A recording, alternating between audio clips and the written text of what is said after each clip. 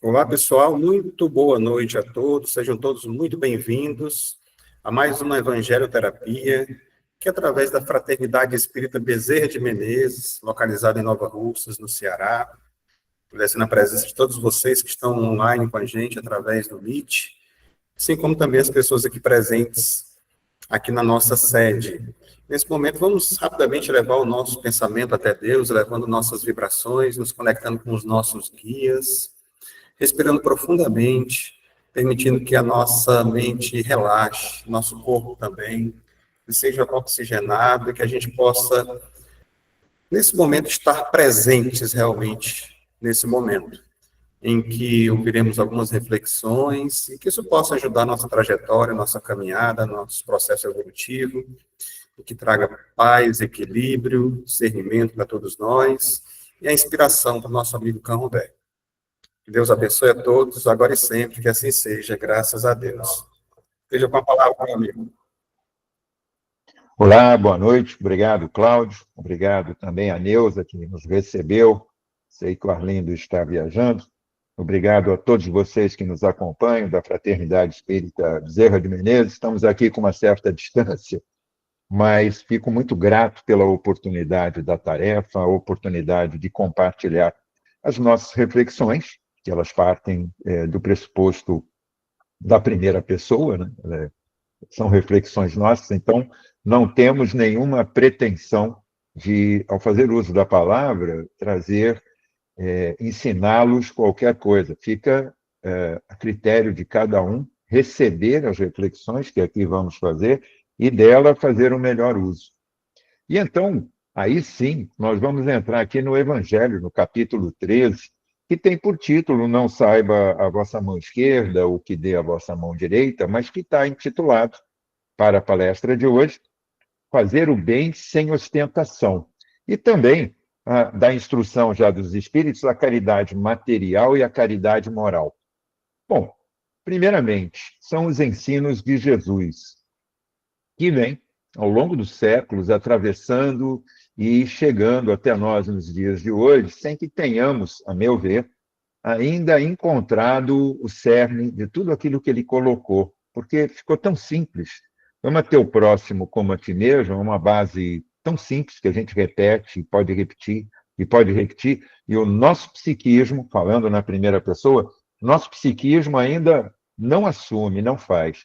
E em tempos de tanta internet, que é, sem dúvida, uma ferramenta extraordinária, fabulosa, que nos permite a reunião aqui, por esse meio que estamos fazendo uso digital, de encontrarmos aqui, ela traz também, por outro lado, muitos canais onde as pessoas buscam um protagonismo, né? Estamos olhando aqui quando Jesus está dizendo fazer o bem sem ostentação, quando olhamos esses canais todos hoje, alavancando pessoas que, sem dúvida, estão buscando um protagonismo, estão buscando uma visibilidade que exacerba e numa disputa diária por espaço em nossa atenção, em nossa condição, sem pensar em outra coisa senão em si mesmo, na grande maioria das vezes. Outras não, buscam a internet dinamizando tarefas importantes como as casas espíritas e outros movimentos solidários, né, fraternos, fazem esses movimentos também utilizando. Então, tudo é uma questão de equilíbrio. Hoje pela manhã, buscávamos ainda alguma coisa que pudesse acrescer ao que pudéssemos hoje refletir com todos vocês na Fraternidade Espírita Bezerra de Menezes, e nos veio uma pequena palestra, um recorte, na verdade, de uma palestra do nosso já saudoso Divaldo Franco, que partiu há pouco, mas já deixa tanta saudade pela forma como teve tão expressa exatamente essa ação, né? Ele fazia o bem sem ostentação. E eu ouvi, algum tempo atrás, que essa colocação não caberia ao Divaldo, pois que ele aparecia muito, e a gente vai e faz uma confusão muito grande. O que é ostentação e o que é fazer, por exemplo, a divulgação da doutrina, ele que foi um divulgador da doutrina, um arauto dessa doutrina, levando conhecimento a inúmeros países, esteve em praticamente todos os continentes, se eu não estiver enganado, todos os continentes do planeta, levando a doutrina, que fazia silenciosamente um movimento que continua e foi muito bem orquestrado e organizado por ele, de dar assistência a mais de 5.000 crianças diariamente. Além dessas 5.000 crianças diariamente lá na Mansão do Caminho, ele também, a obra dele, a obra da Mansão do Caminho, dá atendimento a todos os correspondentes familiares. São as famílias dessas crianças que têm atendimento médico, psicológico e alimento. E profissionalizante, pois que o Divaldo, quando saía para ajudar, ele não perguntava se a pessoa era espírita, não fazia nenhuma colocação. Ele ajudava a todos que necessitavam, mas ele estendia a mão para lhes auxiliar na forma de poderem os próprios proverem a sua condição. Inclusive, muitas dessas famílias, muitos desses pais ou mães que têm seus filhos na instituição, hoje são colaboradores, trabalhadores voluntários dessa extraordinária obra. Mas eu falava que ele fez um recorte de uma palestra que ele dava, na verdade, uma entrevista que ele fazia, e aonde ele começa assim: não sejamos homens fisiológicos, simplesmente. Fisiológicos é aquele o Homo sapiens que, um pouco mais de, em torno aí de 200 mil anos, chegou aqui no planeta e dominamos. Ele queria um pouco mais. Ele dizia: nós somos seres pensantes. Pensantes. Então, pensante, nós não agimos mais por instinto, nós temos uma forma, um cérebro extraordinário que nos permite a inter-relação com o mundo, com tudo que está à nossa volta. E ele dizia assim: nós temos o livre-arbítrio, e esse livre-arbítrio não é para cometermos erros. Não, ele falou muito claramente. Não é para termos a capacidade de cometermos o erro.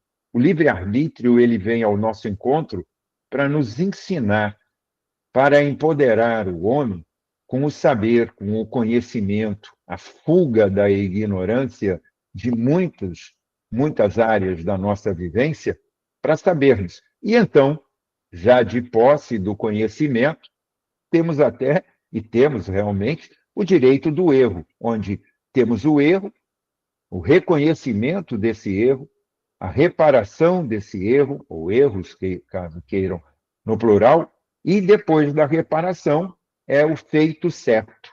Então, nós somos seres que estamos atuando diariamente em prol de nós e de uma sociedade, de uma órbita que nós temos. Nós somos seres sociais, temos as nossas famílias, temos os nossos trabalhos, o nosso encargo de vida social, nossa vida dedicada a cada qual, nesse caso aqui, a todos que nos acompanham, nossos centros espíritas, nossas casas espíritas, mas tantos outros têm se dedicado a outros templos, cristãos ou não, e que estão numa tarefa de religação, de conceito, de fé, de um atributo. Mas ele vem dizer de fazer o bem sem ostentação, e eu estava lá falando do tempo dessa internet, né, que nos envolve tanto e que toma um protagonismo. Agora nós temos até profissões novas, né, que são colocadas como os influencers, né, são usados numa terminologia inglesa, do influencer, aquele que vai nos influenciar. E eu diria que cada qual tem o seu mérito e sem valor de julgamento, sem fazer critério aqui de julgamento, eu digo que o maior influenciador dos últimos séculos, depois da chegada dele aqui no planeta, foi Jesus. Né? Jesus. Não tenho dúvida de que ele é o maior influencer. Ele não precisou de mídia digital, ele não precisou de nada disso para fazer sair lá de um recanto que era somente aquela época, um espaço de passagem para os exércitos romanos a Jerusalém.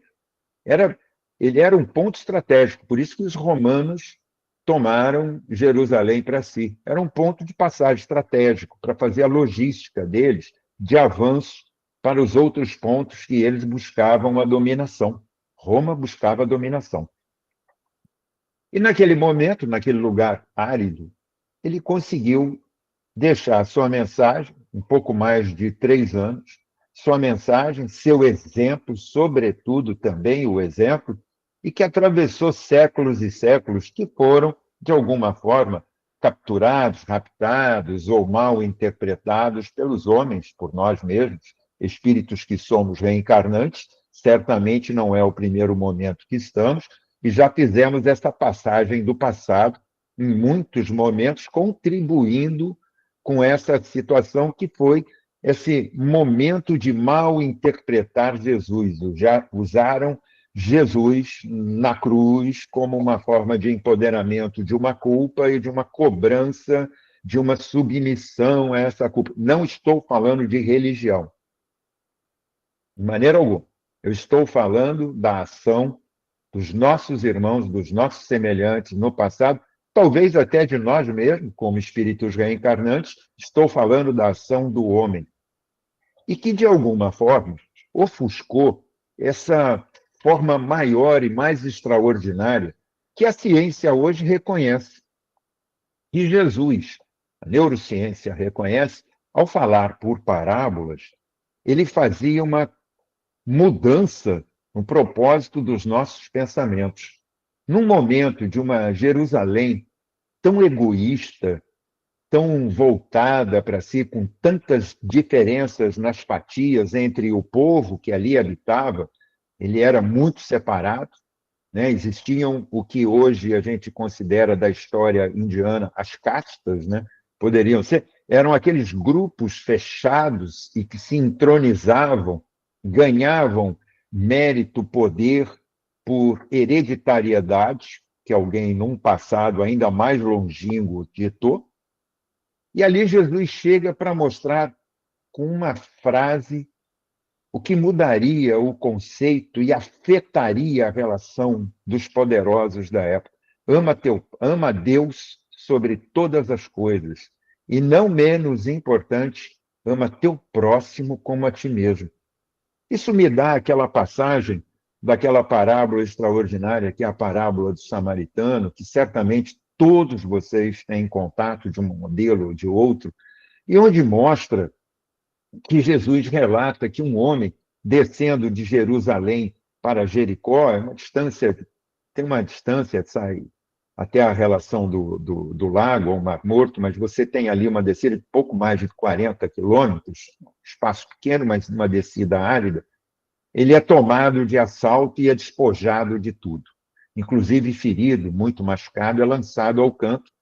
E por ele passando um sacerdote, nada fez, passando o levita, que era o auxiliar direto do templo, que tinha lá uma posição, também nada fez, e que o samaritano para ali para auxiliar esse homem, e todos vocês conhecem, eu não vou aqui relatar a parábola em si, mas só nos lembrando dessa importância, quando Jesus está colocando isso, ele está mostrando alguém que parou num lugar vazio, sem nenhuma passagem, por isso aquele homem havia sido assaltado, tomado de todos, por um lugar onde o sacerdote, não vendo o mérito de aparecer, nem o levita, passaram sem dar parada, indo para Jericó, e aquele samaritano, que era, assim, alguém que era expurgado pela sociedade mais douta, mais elitizada dos hebreus, né?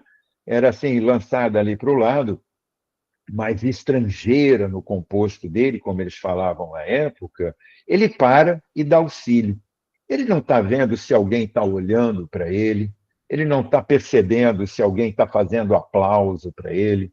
O samaritano simplesmente fez aquilo que o tocou, como diz a própria parábola, tocado, que foi, né, de prestar solidariedade àquele homem. E assim ele o fez. E ainda pagou para que ele pudesse ser tratado. Tomou do próprio bem, de um próprio ativo seu, que é o dinheiro, para que ele fosse tratado. E não esperou aplauso. Aí aquela outra parte, voltando lá no Divaldo, quando ele está falando desse homem que pode errar, mas repara, corrige e continua acertando, ele fala do ser solidário, dessa caridade, que foi outro trato que Jesus trouxe para nós e que não havia até aquela época. Eu estou falando de pouco mais de 2000 anos da nossa história, né? Não havia esse sentido. Ao contrário, o que havia era o olho por olho, dente por dente, a vingança, a demonstração de um poder, de uma ostentação. Ninguém se preocupava com o outro. Ninguém queria saber quem seria. Isso, inclusive, é que dá origem a essa parábola, quando ele é desafiado, Jesus, e ali lhe perguntam, mas quem é o meu próximo, né? Quem é o outro? E ele fica, e a gente vai olhando que Jesus vem deixando nos seus passos essas parábolas que vão, conforme a neurociência coloca num estudo muito apropriado, que essas parábolas, essas metáforas, essa tinta forte que Jesus usava para passar as suas mensagens, para deixar as suas colocações, marcam profundamente uma mudança no comportamento humano. Marcam. Ele, nessa própria passagem, aqui no capítulo 13 do Evangelho segundo o Espiritismo, nós vamos um pouco mais à frente, lá nas instruções dos Espíritos, ele fala de caridade material e moral. Vejam que, nesse instante, ele está chamando a todos nós para que não tenhamos desculpas de não termos a moeda suficiente para fazermos o bem que pode ser feito. E aí me remete àquela passagem onde Jesus, frente ao templo, vê que tantos, é aquele nome que é difícil, mas a gente põe como caixinha de doação, mas era o gasofilácio, né? E ali se deitavam, botavam muitas moedas, e os poderosos da época, ostentando do seu dinheiro, do seu poder, da sua influência, e demonstrando serem, aspas, solidários, benéficos, faziam muitas moedas cair. E nessa passagem, Jesus observa a viúva, que deixa apenas 2 pequenas moedas caírem ali, fazendo quase barulho nenhum, pequenininha a moeda da época. E nesse instante ele diz, olha, ela é a mais caritosa, é a mais caridosa. É o exemplo da caridade, pois deu daquilo que ela própria não possuía, doou muito mais. Não foi do que estava sobrando ou de um dinheiro que poderia ser pago e não tivesse fazendo falta. E olha, nada contra, nada contra. Se há pessoas sobre a face da Terra, em nosso planeta, que podem, de alguma forma, contribuir, porque possuem muitos bens, muitos ativos, têm realizações, conseguiram, adquiriram por meritocracia, pelo seu valor, pelo seu conhecimento, pelo seu saber, por mérito realmente, aqueles bens, e podem contribuir, está ótimo, está ótimo. Isso é perfeito para esse momento, numa sociedade em que nós vivemos com desigualdades. E as desigualdades, elas existem sobre vários fatores e várias rupturas, olhando pela sociologia, pela antropologia e até mesmo pela psicologia, entendendo quem são os seres que estão aqui junto conosco, irmãos que estão ombreando conosco esse momento de transição do planeta, mas que ainda muito confusos, vivem muitos pelo uso de ilícitos, né? se locupletam por ilícitos de toda ordem. Né? E a gente fala assim, sempre que a gente vai falar do ilícito, a gente vai lembrar na ficha da lei, sabe, aquele que é um assaltante, aquele que é um traficante, aquele que, enfim, está produzindo algum mal à sociedade, sem dúvida, sem dúvida. Ele, inclusive, tem o mérito de receber o nosso perdão, mas não pode receber a nossa conivência, né? Nem a nossa complacência com o ato errado que ele fez. Ele tem que receber o ato de perdão, porque, como filho de Deus que somos, irmão de Jesus, tá na mesma embarcação que nós. Então, para com ele o perdão, mas a justiça, não só dos homens, como a justiça legal. Está lá no capítulo 11 do Evangelho, capítulo 12 do Evangelho, desculpa, é perdoar. Perdoa o teu adversário. Ah, mas ele não fez nada comigo, ele fez para a sociedade. A gente tem que pensar que nós somos seres sociais vivendo uma parte desse tecido social muito mais amplo, né? Se formos olhar na fisiologia humana, se formos olhar pela ciência médica, pela ciência, se tiver um tecido nosso doente, ele tem que ser tratado, porque senão ele se alastra e vai causar um dano maior. Não é isso? Então, temos aqueles indivíduos, mas existem aqueles que causam um dano perante a lei de Deus, que são aqueles que causam os danos morais secretos, que são muitos daqueles que, como aquele sacerdote lá na passagem de Jesus no Samaritano, quando não tem ninguém vendo, passa indiferente e tudo aquilo que ele fala, ele não realiza. Isso está muito para nós. Nós, certamente, nessa jornada terrena que temos, em algum momento tropeçamos e deixamos de fazer aquilo que poderíamos ter realizado e que gerou uma consequência. Tudo aquilo que fazemos gera consequência. Tudo aquilo que deixamos de fazer é também uma decisão que gera consequência. Ou seja, agindo ou não agindo, como diz assim, eu não faço mal a ninguém. Isso é uma parte do caminho, é perfeito. Não fazer mal ao próximo já é algo que nos põe num caminho muito próximo do que aquilo que Jesus não só pregou, como deu de exemplo. Então, é um avanço, porque antigamente, em outras encarnações, muito certamente, alguns de nós teve um momento em que se equivocou e fez o mal por vingança, ou por se locupletar, ou porque aquilo trazia algum prazer dentro de um transtorno psíquico que podia nós, como espíritos, trazermos à época, e que estamos corrigindo agora na presente reencarnação. Perfeito? Então, voltando, não faço mal a ninguém. Está ótimo. A gente já conseguiu andar um espaço muito importante. Agora, e o bem? E o quanto de bem a gente deixa de falar?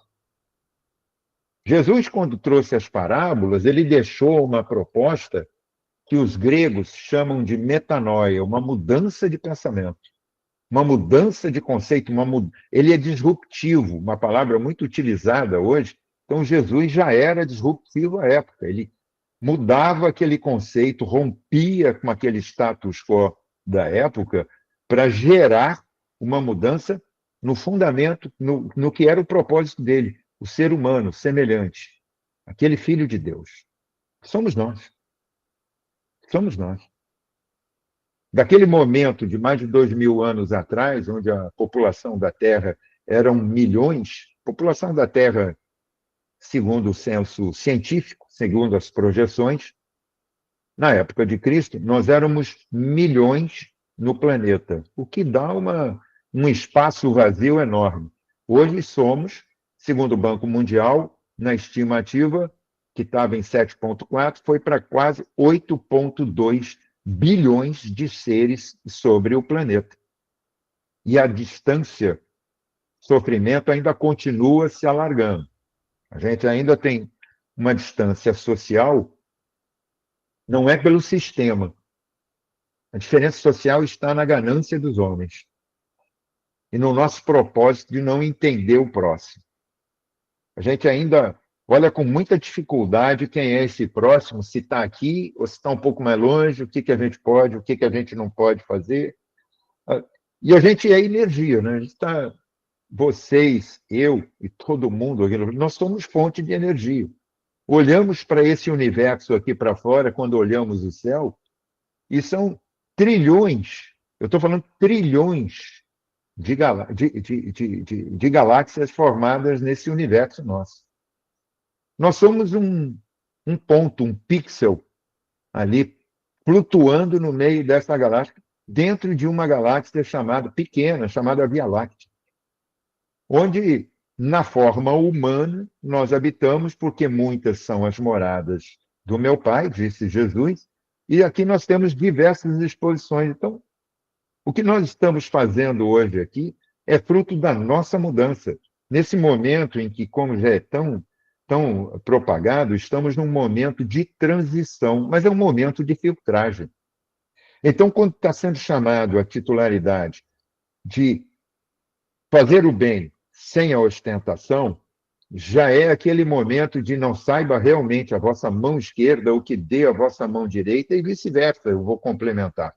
É que a gente possa simplesmente olhar para o próximo, que está tão próximo, e já começar a fazer alguma coisa. Né? A gente tem que mudar. O cérebro, ele tem uma plasticidade, ele tem essa capacidade. As nossas sinapses, elas já são possíveis de serem adicionadas. Nós temos que tirar essa veste. A minha proposta, quando trago essa reflexão, falando para a primeira pessoa do singular, que sou eu, nós temos que fazer essa mudança íntima. E fazer mudança íntima, vamos lá, fazer a reforma íntima, como a gente fala. Mudança eu não gosto, não, eu usei o termo, mas fazer a mudança íntima é desencarnar e ir para a próxima. A gente muda daqui e vai para a próxima. Então vamos fazer a reforma íntima aqui que está conosco. Para fazer a reforma, a gente precisa desconstruir algumas coisas, algumas paredes que simbolicamente seriam as nossas barreiras. Tornarmos-nos mais singelos em nossos objetivos. O mundo hoje, ele prospera, e isso é importante que prospere. Nós acabamos, eu até anotei aqui hoje o nome de uma cientista, Lívia Eberlin. Essa menina é fantástica, falando de bem. Ela acabou de desenvolver uma caneta que desenvolve ali, durante o ato cirúrgico, a detecção de tecidos cancerígenos, ou cancerosos, como queira. Desses tecidos, é uma caneta, ela desenvolveu com a observação, olhando, entregou. Ela tem pouco mais de 8.000 seguidores no Instagram dela.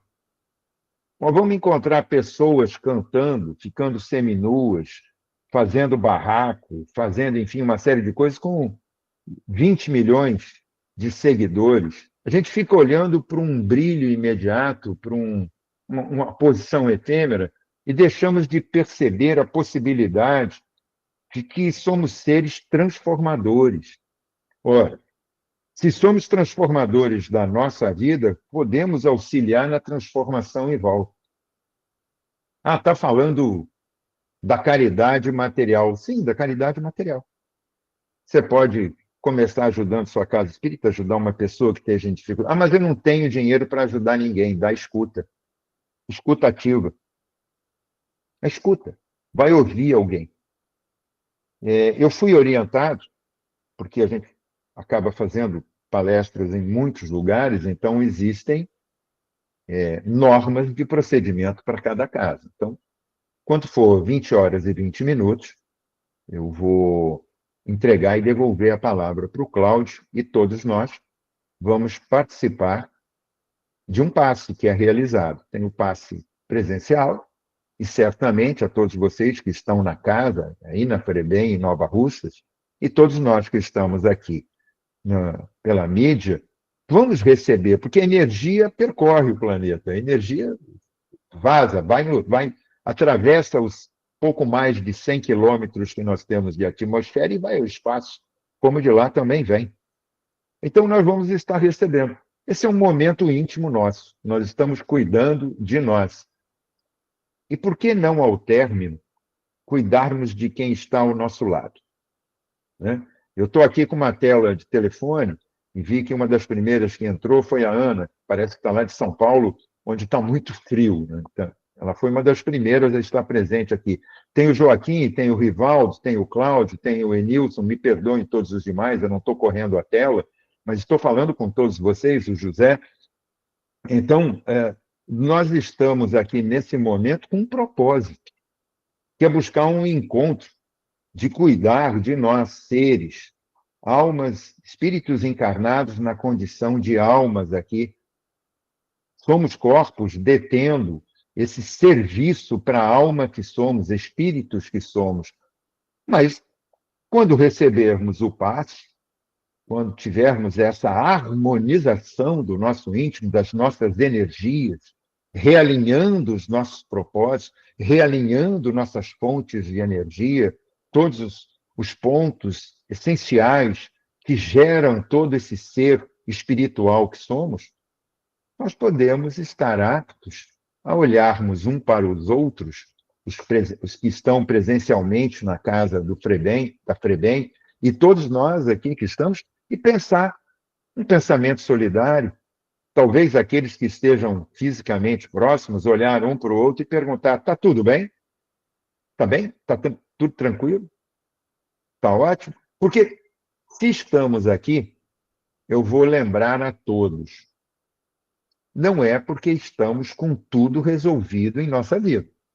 Nós temos dúvidas, nós temos buscas, nós temos anseios, nós temos necessidades, nós temos dores, nós temos confrontos, nós temos perdas, nós temos dúvidas. Então, tudo isso, todo esse conjunto, dá uma investidura de que nós temos algo em comum. E para começar a fazer o bem sem ostentação, eu vou repetir para vocês algo que eu aprendi. Nós trabalhamos no tratamento espiritual junto com o espírito do Dr. Herman, aqui no Rio de Janeiro. Uma das muitas atividades mediúnicas que realizamos, essa é uma delas, que nós trabalhamos com numa câmara de tratamento, onde um médium que recebe o Dr. Herman se reúne com demais médiuns, nós também, para esse tratamento espiritual. Não é, como se diz, tratamento de cura, não. A cura é de espírito, o tratamento é no conjunto geral. E ele, há mais de 10 anos atrás, num momento de muita dificuldade pessoal minha, ele me tira daquele momento de choramingo, de autopiedade, né? Ele me tira dali daquele momento e diz: meu filho, começa a trabalhar. E eu comecei a trabalhar com ele, então, naquele momento, ainda com muita revolta, né? Porque quando a gente perde coisas, quando a gente é confrontado, quando a doença nos afronta, ou quando as perdas financeiras nos aviltam, ou tudo, enfim, um conjunto de ações, a gente fica muito indignado, né? Nós somos muito facilmente indignados. E naquele momento, ele me chama e diz: começa a trabalhar. Trabalhar pensando e fazendo pelo próximo vai te tirar desse egocentrismo das tuas dores. E depois, com algum passar de tempo, estou aqui só fazendo um testemunho da minha experiência. Cada um de vocês faça uso ou não, como bem acharem de bom. Ele diz assim, para 2 pacientes sendo atendidos naquele momento, na Câmara de Atendimento, ele diz assim: fulano, você que está com câncer, do seu lado também o nosso irmão aqui está com um câncer, diferente do seu, mas é um câncer. Então, para vocês poderem continuar no tratamento com vocês, primeiro fé em Deus, e depois o auxílio ao próximo. Fazei o que Jesus disse e espera que façamos. Seja caridoso. E como ser caridoso num momento de uma doença tão grave, tão difícil, de um confronto, de algo que enfrenta e nos põe em prova da nossa fé, da nossa determinação, da nossa esperança, do nosso determinismo.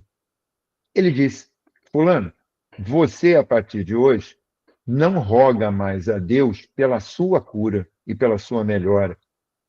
Você vai rogar a Deus por ele. E ele vai passar a rogar por você. E ele ainda brincou: isso não quer dizer que a oração de um é mais forte do que a outra, mas é porque você vai sair da sua dor e cuidar da dor do outro, que isso ajuda muito a entendermos o nosso próprio antagonismo, aquilo que nos afronta, que nos confronta e que nos invade.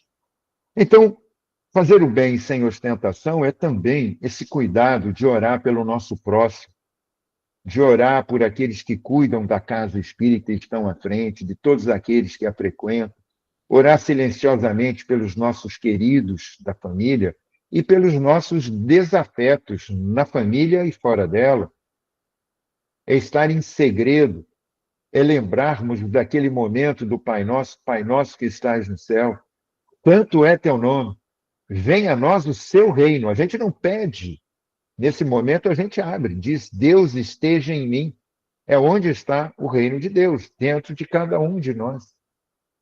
E quando a gente pede o perdão pelas nossas ofensas, tal qual, é condicional, tal qual perdoamos o nosso devedor, aquele que nos insultou, aquele que nos afrontou, aquele que nos indignou. É tal qual, é condicional. Para que aconteça consigo, é preciso que aconteça com o outro. Quando dizemos afasta de mim, o mal é esse ego que está em nós, que nos obtura, que ainda nos deixa fechado.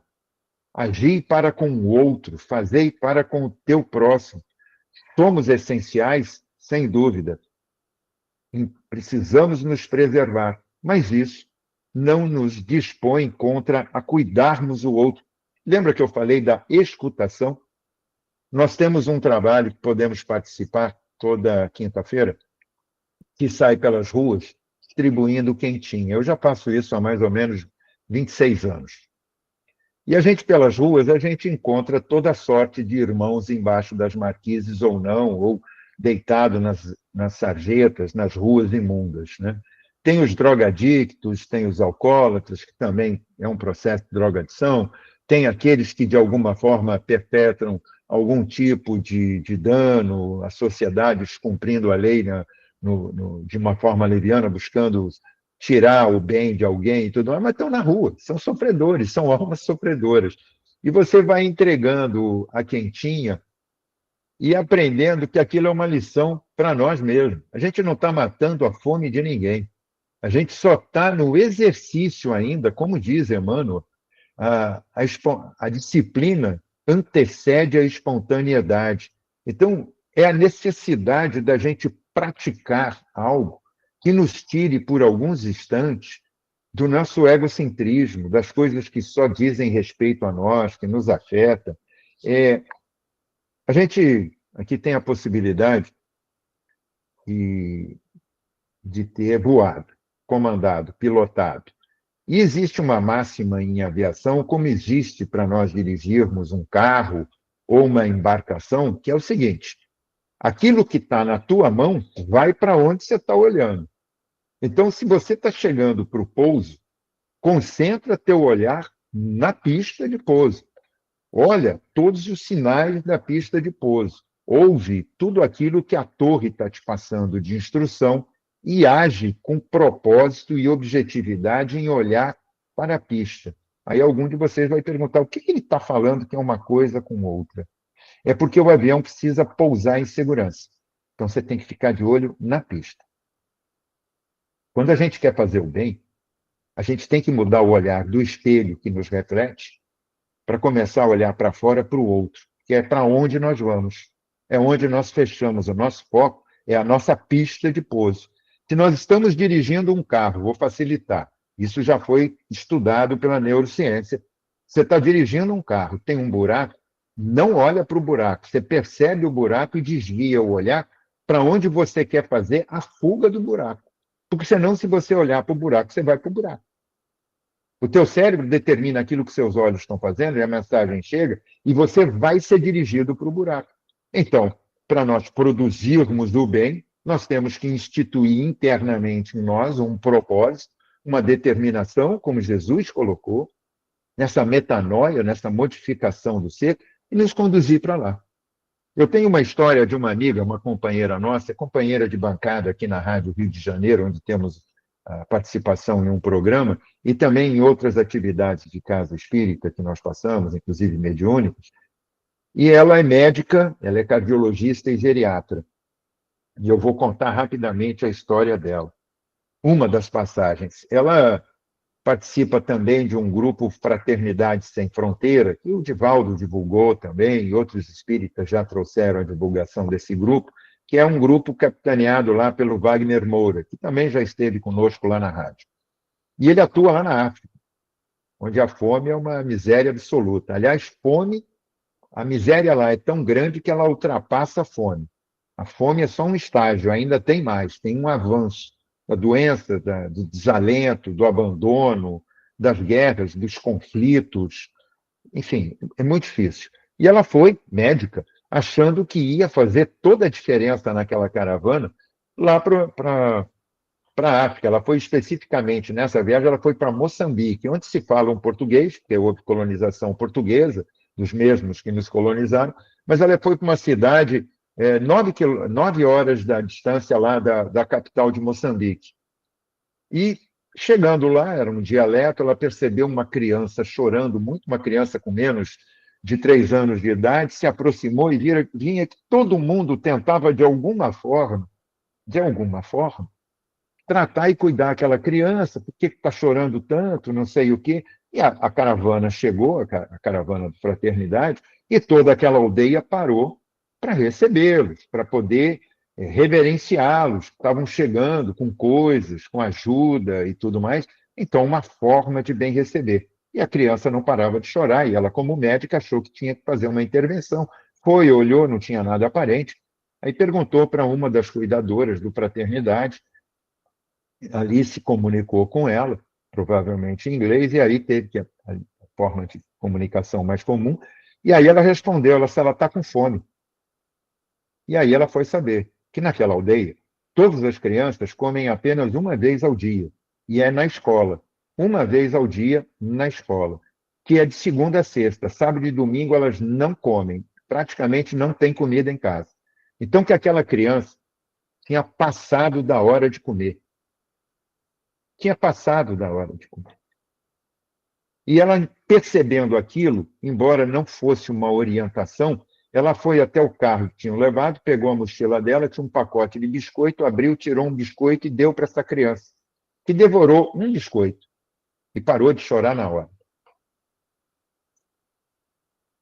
Médica, 7 anos de estudo, quase 30 anos de carreira, especialista em 2 especializações, cardiologia e geriatria, experiência de socorrista.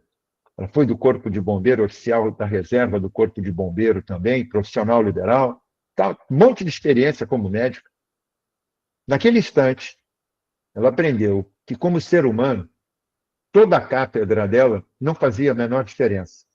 O que fez a diferença para ela naquele momento foi ter a percepção de que ela podia e deveria auxiliar aquela criança, aquele ser que até aquele instante ela não conhecia, não sabia sua origem, sua forma, de uma cor diferente, de uma etnia diferente, num país diferente, falando uma língua diferente, mas que ela reconheceu uma linguagem de expressão corporal que era o choro, um choro doído, um choro do íntimo.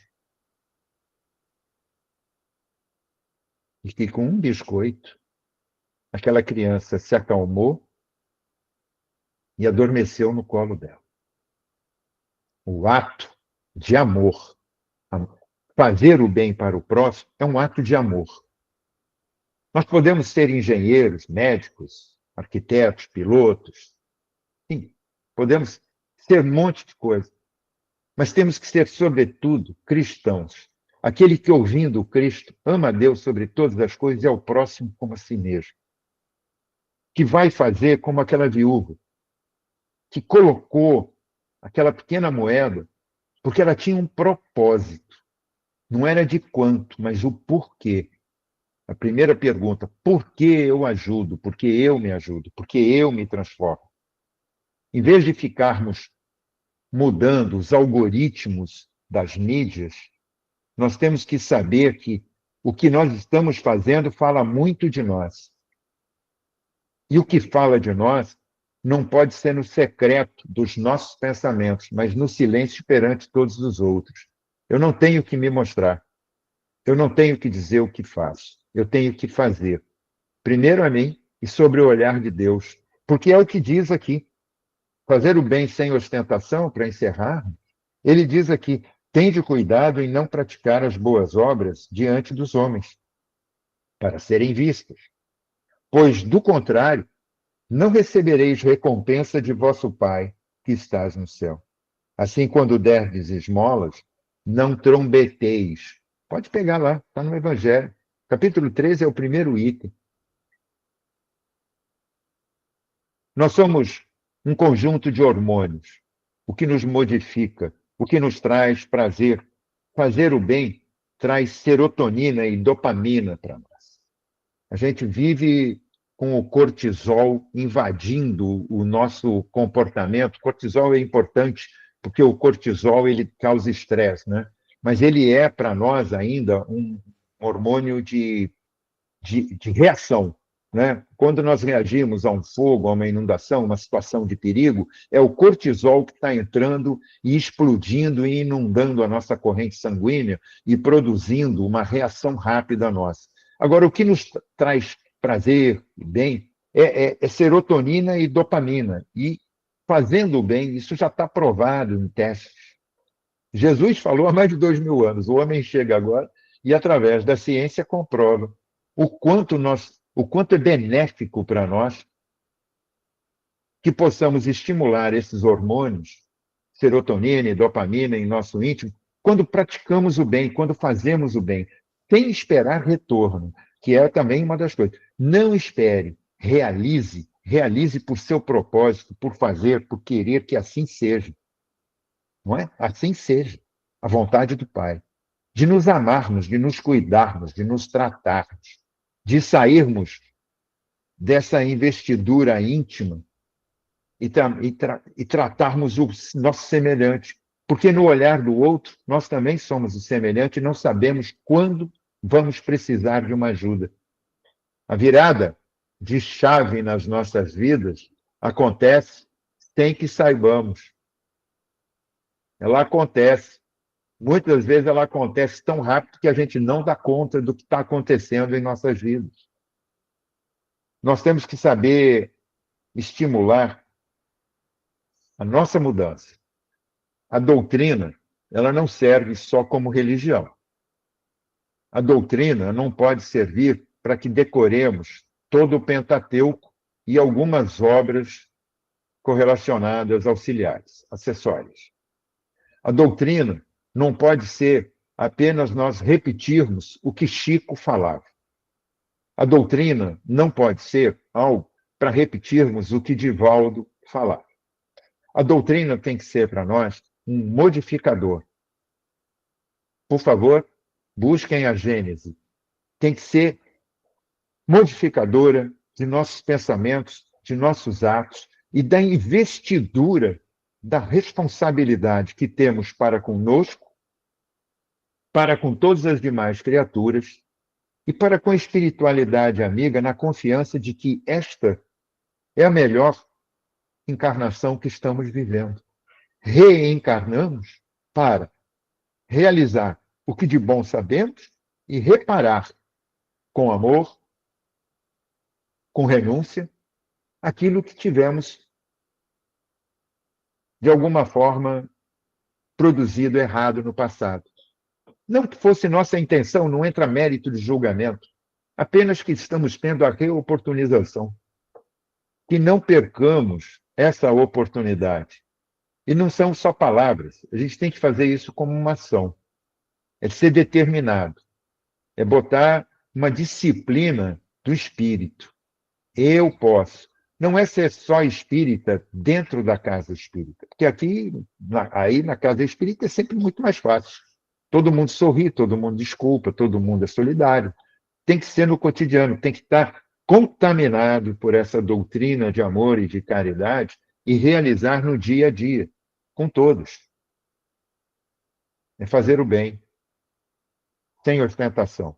Lembrando que se não é possível a moeda simples, é possível uma ação de bem-querer com o próximo numa palavra, na prece e na oração do secreto de nosso dormir. Pela posição, pela oportunidade da expressão, agradecemos. Rogamos a Deus a bênção a todos vocês na tarefa que realizam e que Jesus continue a ser o norte que orienta a bússola ético-moral de cada um de nós. Muito obrigado. Devolvemos aqui para o Cláudio na condução do término da exposição. Muito obrigado.